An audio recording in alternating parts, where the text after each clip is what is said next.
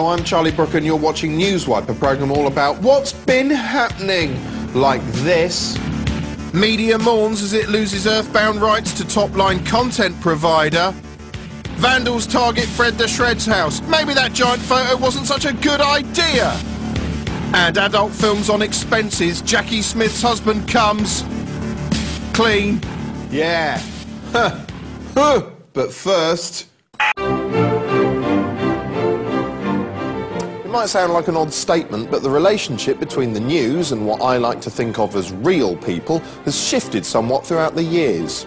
Over to the newsroom. Not so long ago, the news basically consisted of a bloke at a desk telling you, the viewer, what had happened that day, with the help of some reporters, some cheap graphics, and an irritating weatherman. Real people, i.e. us common or garden shoe-wearing schlubs, didn't get much of a look in, except, of course, if we'd witnessed something important. She told me what happened after the first explosion. And the second bomb didn't go off for a good 10 minutes after that.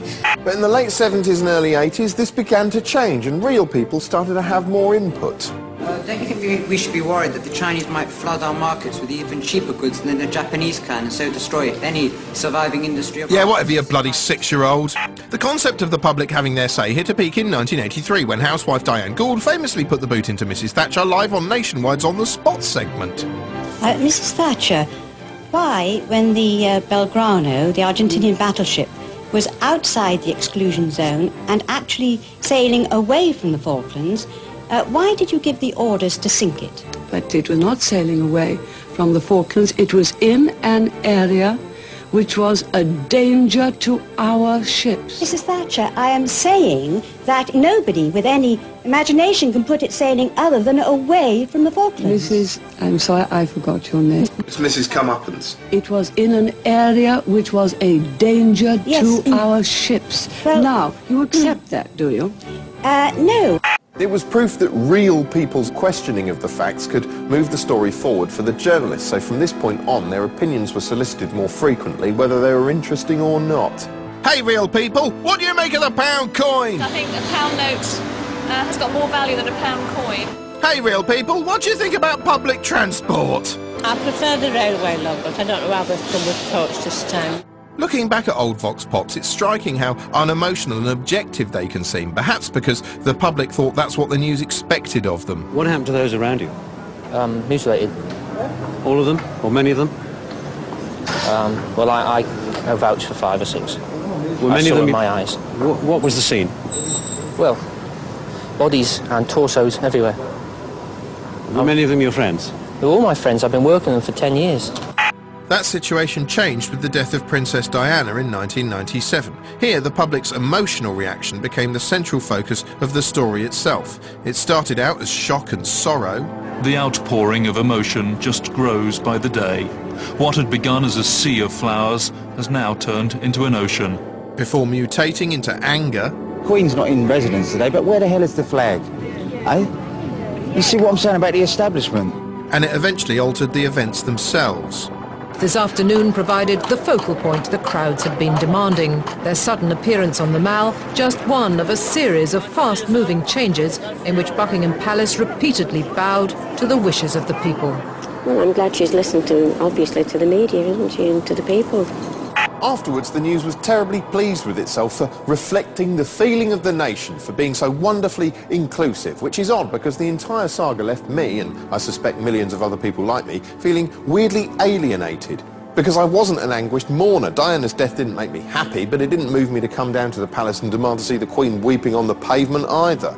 Inadvertently, what the news was doing was driving a wedge between regular people and emotional, demonstrative, and some might say overreactive people. And ever since Di's death, it's been this second group that's had more influence over the news agenda. That's why stories such as this angry ITN news piece on the Baby P report often lead on the emotional public outcry. Baby P's grave is still surrounded by the thought and care he never had in life. No one was there to help you, reads this card. The most recent example, of course, is the coverage of Jade Goody's death, the emotive nature of which has alienated many. We'll be looking at that later. In effect, the journalist and the public have swapped places. Instead of offering us a factual summary of events that we can then form an emotional opinion on, they're asking us for our emotional opinion and then incorporating it into their factual summary of events.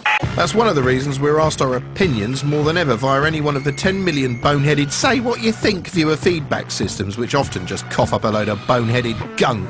Diane Aykroyd emailed to say the reason my children would never eat school meals is because they are, for the most part, vile slop. Oh dear. Well, you know, instead of asking for emails, they might as well say, we're turning on the idiot magnet now. Well, now it's time for some of your views. We're going to switch on the idiot magnet, and our first message comes from Tony in Bristol, who says,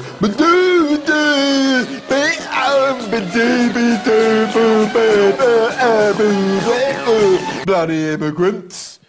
Anyway, opinions and emotions are one thing, pictures are another. Now, anyone with an atom of sense in their head understands implicitly that in the real three-dimensional world, nobody wants to see your holiday snaps and home videos. Why? Because they're boring, and your kids are boring, and your holiday was boring, and you're f***ing boring. But sometimes they're not boring. Thanks to modern technology, anyone might capture an exciting moment of history at any time. Footage the news will gleefully use to become more dynamic, visceral and frightening than ever. The 2004 tsunami was a decisive moment for user content. Most of these terrifying clips had been gathered by traditional news agencies, which in turn sold them onto TV networks who ran them again and again and again. It was so exciting that the BBC set up a dedicated user-generated content department aimed at harvesting footage directly from the viewers. Shortly afterwards, 7/7 happened, and harrowing pictures sent in by those caught up in the attacks quickly made it directly onto the screen. People shot hours of footage. Now, of course, I can completely understand why you'd want to look through a viewfinder if you found yourself caught up in the middle of something like this. Seeing it all through a lens would somehow disconnect you from the misery of what was happening and make it seem less real. At least that's why I do it whenever I get caught up in a bloody argument, in a bloody relationship. Absolutely nothing. I mean, do you even care about me? Have you ever loved me? A few months after 7/7, another citizen journalism spectacular occurred as the Buncefield oil depot went up like an exploding oil depot. Minutes after the first explosions, two young men took a video camera to within 50 metres of the fires. They defied official advice to keep away. Yes, helpfully illustrating one of the potential pitfalls of citizen journalism, two amateur filmmakers raced towards the inferno with their lenses on. Aside from recklessly dumb visual observation, we also got to enjoy recklessly dumb vocal observation. As one of them said, it wasn't a fire, but actually Satan coming to Earth in the form of oil. It is actually Satan coming to Earth in the form of oil. See? Imagine we were sitting right here when it went, and it did that to those buildings. Yeah, I imagine we'd be dead. Yeah, well, good job there aren't any oil tanks left to explode, yeah? At one point, their camera zooms in on an oil tank yet to explode. Well, this should be good. I hope they stick around. We've got to make a move now because they're expecting another explosion. If there is another explosion, we're going to die. Oh, come back. I was enjoying that, you chicken. Their pictures are another example of the growing public involvement in the recording of major news events. They knew it was dangerous, but say their filming instincts took over from personal fear. Still, at least the Buncefield footage was spectacular because it was a massive explosion and not, say, a bit of snow. Now, about 20 years ago, the news used to cover heavy snowfall like this. Moira Stewart, dressed in a straitjacket, barking a load of basic information about which trains weren't running. And services to Sheffield and Newcastle are also disrupted. And a few sternly voiced VT reports telling you what to do. Emergency services have repeated their advice for people to stay inside, wrap up warm and not to venture out unless it's absolutely necessary. Fast forward to earlier this year and a cold snap has suddenly become a chance to turn the news into a cuddly-wuddly multimedia slideshow.